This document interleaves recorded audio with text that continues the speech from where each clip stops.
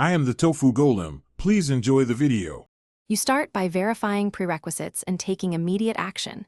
Install N8n via Docker or npm and confirm you have a compatible version.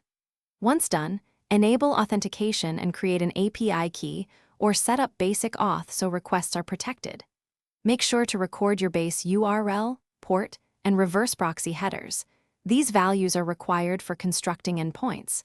You'll use these details in the next steps to request tokens, call endpoints, and test responses from your workflows.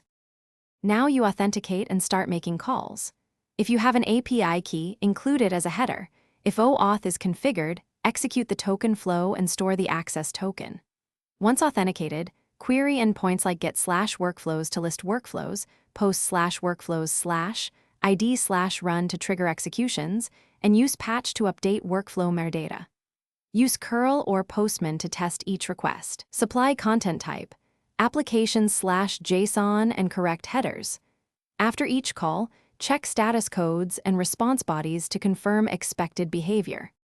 Finish by automating and hardening your integration. You'll wrap API calls in scripts or client libraries, add retry logic with exponential backoff, and schedule triggers.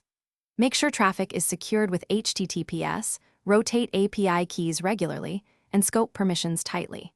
If something breaks, enable detailed N8n logs and reproduce the failing call with curl or postman so you can inspect raw request and response headers. One key tip: check authorization headers and proxy headers first. Most issues stem from missing auth or incorrect base URL. Thanks for watching. Consider subscribing if we helped you today.